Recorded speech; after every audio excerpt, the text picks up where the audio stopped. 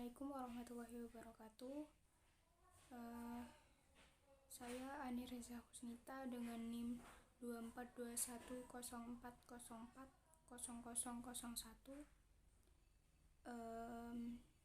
Di sini saya membuat video ini sebagai tugas UAS pengantar ilmu politik. Ada dua soal yang akan saya jawab di video ini. Yang pertama tentang analisis isu terkini dari kacamata ilmu politik. Yang kedua, bagaimana kondisi perpolitikan di negara Indonesia pada saat ini. Dari soal yang pertama, saya mengambil dari sebuah berita tentang siswa SMP di Surabaya yang dibully selama 3 tahun. Berita mengenai bullying di kalangan siswa SMP di Surabaya menjadi sorotan penting dalam konteks pendidikan dan kesejahteraan mental anak. Dalam kasus yang menyedihkan ini, terdapat seorang siswa yang mengalami perlakuan bullying selama 3 tahun. Tapi ketika melaporkan kejadian ini kepada pihak sekolah, dia tidak mendapatkan dukungan, tapi dia mendapatkan respon yang mengecewakan.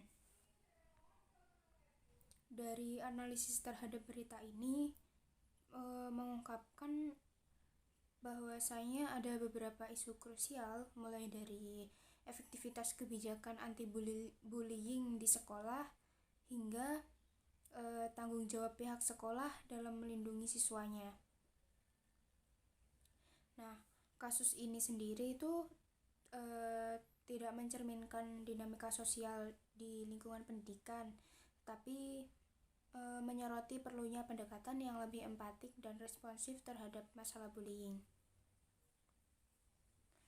Melalui analisis ini, terdapat beberapa faktor yang berkontribusi terhadap masalah ini, dan pentingnya juga peran semua pihak dalam menciptakan lingkungan belajar yang aman dan mendukung bagi semua siswa.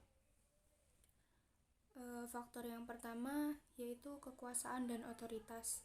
Di kasus ini tuh menunjukkan bagaimana kekuasaan di lingkungan sekolah itu dapat disalahgunakan karena guru dan pihak sekolah memiliki posisi otoritas. Nah, dalam kasus ini juga mereka gagal melindungi siswa yang menjadi korban. Selanjutnya, ketika korban melapor,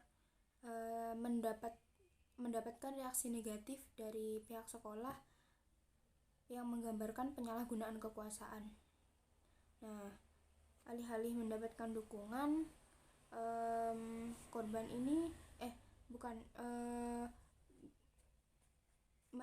para pihak sekolah itu menekan siswa untuk mencabut laporan. Faktor yang kedua, sistem pendidikan dan kebijakan. Dalam maraknya kasus ini itu banyak sekolah itu memiliki kebijakan anti perundungan, tetapi implementasinya itu seringkali lemah. Nah, kasus ini menyoroti perlunya evaluasi dan penegakan kebijakan yang lebih ketat. Pendidikan yang seharusnya mengedukasi siswa tentang empati dan perilaku positif itu sangat kurang diperhatikan, sehingga menciptakan budaya perundungan yang tidak selesai dan tidak teratasi. Faktor yang ketiga itu hak asasi manusia.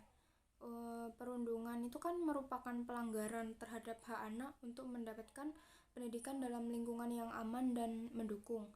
Nah, kasus ini tuh menekankan pentingnya perlindungan hak anak dalam konteks pendidikan. Selanjutnya, tindakan polisi dalam menangani kasus korban itu menunjukkan tanggung jawab negara untuk melindungi warganya, terutama yang rentan seperti anak-anak. Faktor yang keempat yaitu dinamika sosial dan budaya. Jadi, budaya bullying itu dapat berakar pada norma sosial yang menerima kekerasan sebagai bentuk interaksi yang normal. Ini tuh mencerminkan perluasan diskusi tentang budaya di sekolah dan masyarakat. Selanjutnya, stigma yang melekat pada korban perundungan itu seringkali membuat mereka enggan untuk melapor karena kurangnya pendukungan dari pihak sekolah. Nah, ini tuh menunjukkan perlunya perubahan budaya untuk mendukung korban. Jadi kesimpulannya itu perundungan itu bukan hanya masalah individu, tapi juga mencerminkan isu struktural dalam sistem pendidikan dan masyarakat. Diperlukan kolaborasi antara pemerintah, sekolah, dan masyarakat untuk menciptakan lingkungan yang aman bagi semua siswa.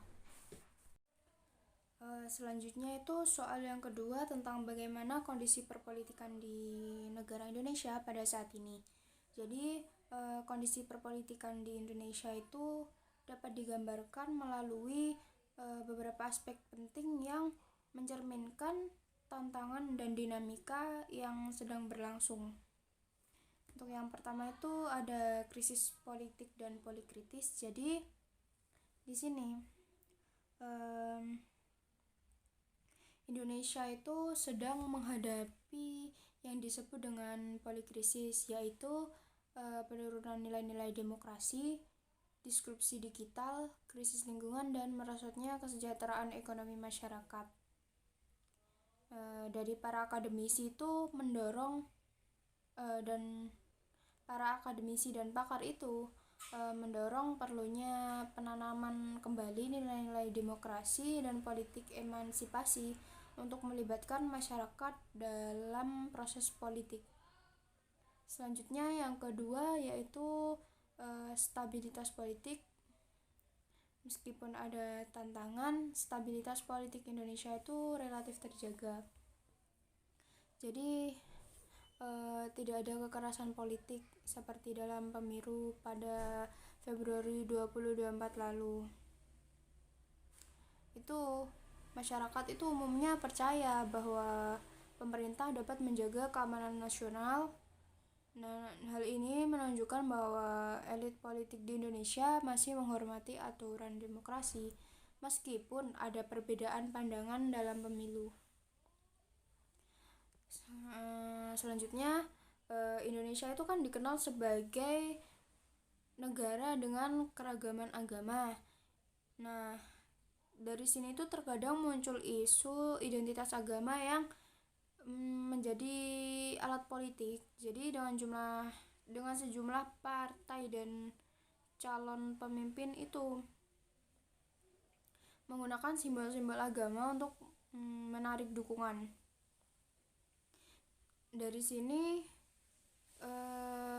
bisa mengarah pada polarisasi di masyarakat, yaitu proses pembagian atau pemisahan yang semakin tajam antara dua kelompok atau lebih dalam pandangan, sikap, atau perilaku.